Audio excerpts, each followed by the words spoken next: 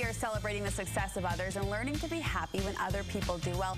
But it's still hard sometimes to not feel a little envy when someone else maybe gets something, achieves something that we don't have. Yeah, so Studio 5 relationship coach Matt Townsend is here to help us out with those feelings of envy. Yes. Isn't it normal, though, to want what other people have? We see that, we want that? It is, but it doesn't make your life better to want, right?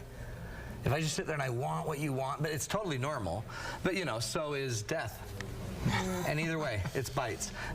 So this idea of envy is, I kind of put together an acronym. You know how I work. It's the only way my little brain works. Envy, it helps to practice spelling, too. Exactly, it totally does. Expressing negativity to validate yourself. Oh. So what we try to do when we have envy, it's this desire that I want what they have, but I don't have it. So that's the negativity. So I look at what I don't have, and I want it.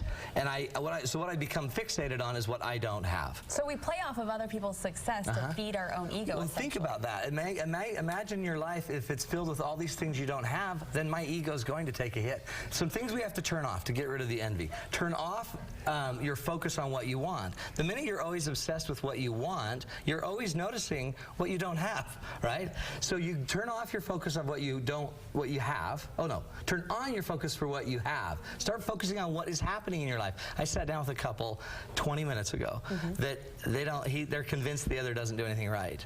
She won't do anything I need. He doesn't do anything I need. I sent them home right before I got here. I sent them home to go find 50 things that their partner is doing well. And they looked at me like, are you serious? Because up until that point, they were focusing merely on what they didn't have, and now you're going to tell them to focus just on those things that they do have. So there becomes this really weird, ugly negativity because all they obsess about is what they're not getting from their partner. So they have to now sit down, face each other, and start identifying what their partner has that's really good. Another activity is for you yourself to go start making a list of all the things you've been blessed with in your life. Another key is to turn off your focus on what you don't get from others. I think this is a big one. If you spend your whole life identifying what everyone's not giving you, then you are not turning on the answer to this. The answer to envy is to focus on what you are giving others. It takes you from the victim to the giver, right? It kind of puts the control. And there's always peace in gratitude, which is the first one we were working on, and there's always going to be more peace in your giving and your service.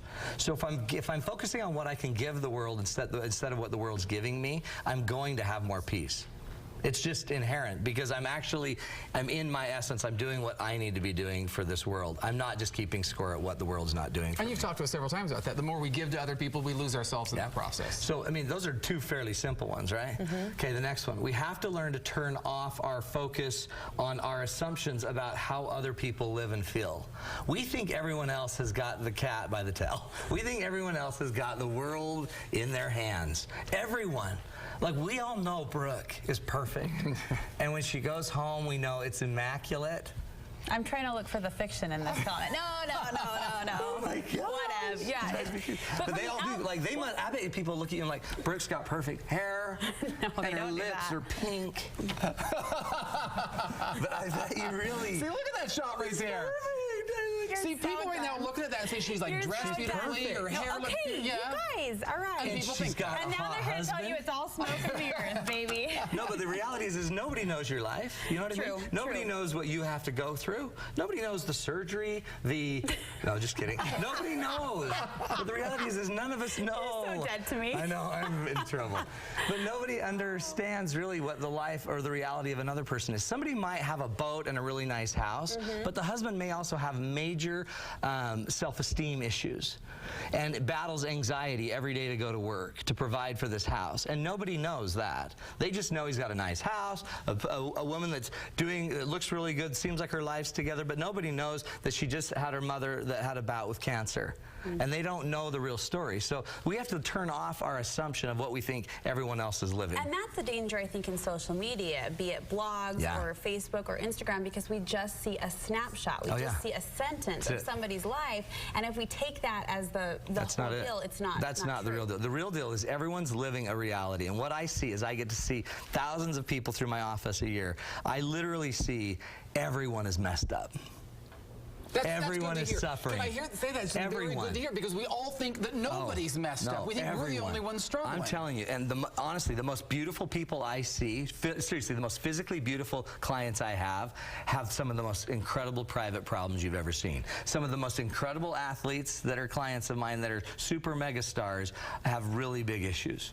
And some of the richest are the poorest emotionally. And so what I find is none of us know. So we've got to use, instead of envy, let's go start to try to figure out and use empathy to understand what's really going on in their lives. Love it. Make sense? Love it. Okay, one more. You ready for the last one? Yeah. We have to learn to turn on turn off your basic belief that everyone has it better than you do, and instead turn on a very simple recognition that we all have it. It's just different. It's not better or worse. We all have a chance to live a life. I truly believe if you're just living your life, you don't need to live anyone else's life. That's what social media kind of gets this idea that we need to live everyone else's life. You just need to live your life, and I honestly believe your heart will prompt you what to do, your insights will prompt you what to do, and when we just do what we can do, when we give what we can give and we appreciate what we have, that's all that needs to bring us peace. Nothing else will bring us peace except just being who we need to be.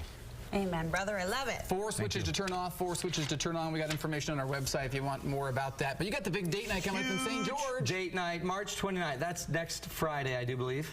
And I'll be down there sporting my tan. I was going to say, you just got the Maui glow about you, and now you're going to pick up a little St. George sunshine. I'm going to come back leathery. But you can get the tickets. Go to datenightswithmatt.com, and you got to go to this down there in St. George because we hear your marriages really need it. Uh-oh.